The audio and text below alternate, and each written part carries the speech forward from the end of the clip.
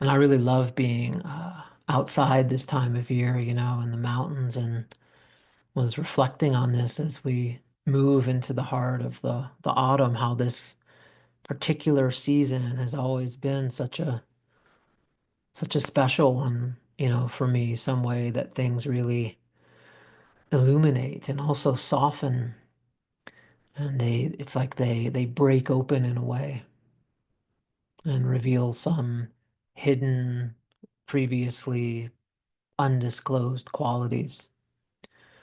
There's also a sense of things. It's like they're being tenderized, which includes me and, my own heart. And sometimes it can just be really raw, this human thing. Do you know what I mean?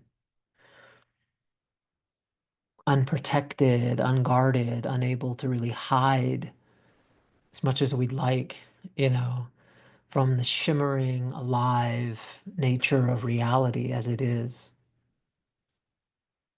which of course isn't always going to conform to my hopes and fears, as I mentioned, or the fantasies I have about who I am, what this world is, what love is, what the divine is, what a relationship is. It's all just too wild and naked and open for all that.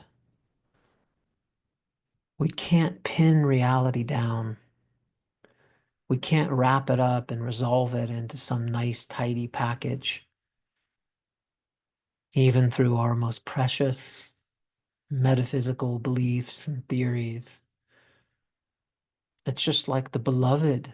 The beloved is too undomesticated for all of that, too whole. Does that make any sense?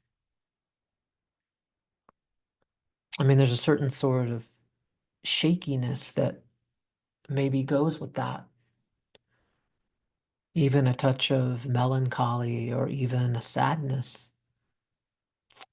But it's not a sadness where something is missing or something isn't okay, but it's a sadness that is really in response to some experience of overflow.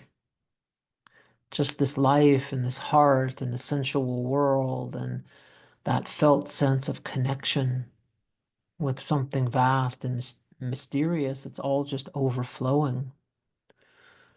And there's a breaking open around all of that. And sometimes I refer to these sorts of perceptions and experiences as being the expression of the blue ones, of a certain group of inner travelers, pieces of soma and soul who reside in the blue regions of the spectrum of consciousness.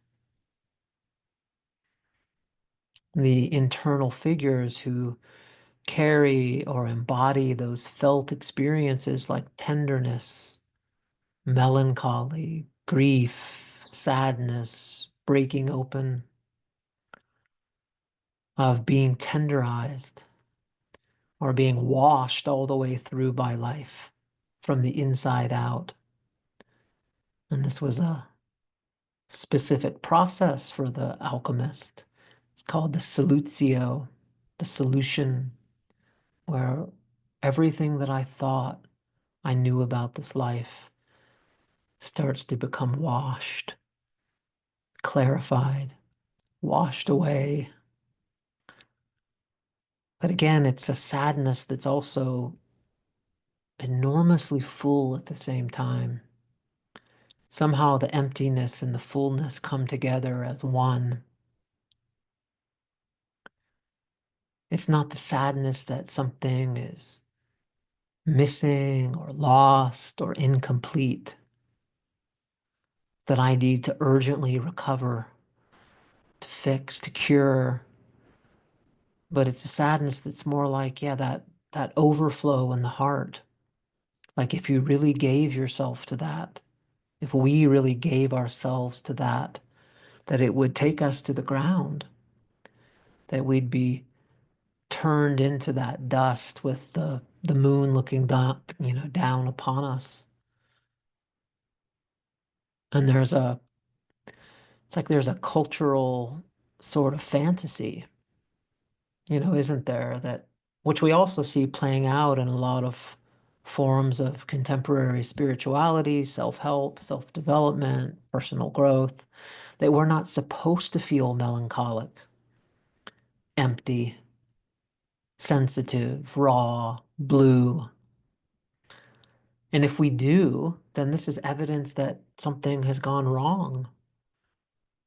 Maybe I'm not okay. It's like we wake up in the morning and there it is. The blue one has colored the landscape with its essence, with its fragrance, perhaps left over from the dream world. And we're a bit shaky, tender.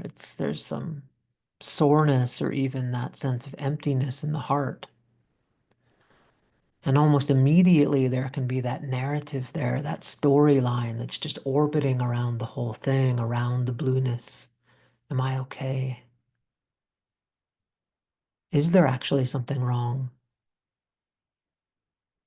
There's something that is wrong. I just know it. I'm going to find it. Oh yeah, it's this or it's that or it's this. My partner this or my body or my creativity or the political situation. It's like the blue one has colored the landscape with its essence, with its fragrance. And even if we can't name it, or we may not even be aware of this coloring of the soul as it's just too subtle or still unconscious, it hasn't fully yet reached the threshold of what we call conscious awareness. But it's there in the background field as that color. And then in response to this, we sort of spin into action. We all have our ways of doing it. How am I going to remedy this? Replace this shakiness, this tenderness, this bluing in the soul with something more positive, something more up, something more put together, more certain, more solid. Surely there must be some sort of healing practice or some breathing technique or some yoga, some meditation, some affirmation, something to manifest, some secret I could learn, anything. No, of course, there's nothing wrong with any of that, you know, and with the very natural human desire and wish to feel certain, clear, up, happy, joyful, and to move away from these more uncertain, disturbing, groundless states of the blue area. I mean, it reminds me of something Rumi said, today, like every other day, we wake up empty and frightened. Don't open the door to the study and begin reading. Take down a musical instrument.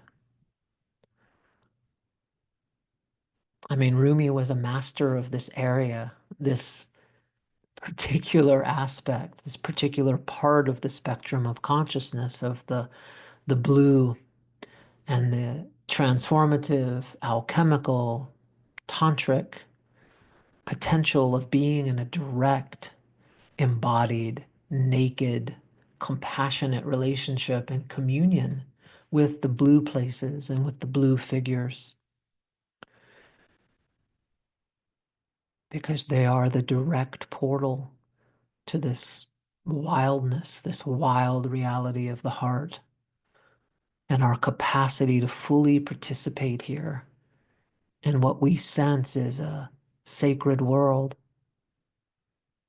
that can sometimes feel like it's so close, it's nearby, and sometimes it can feel like it's nowhere near.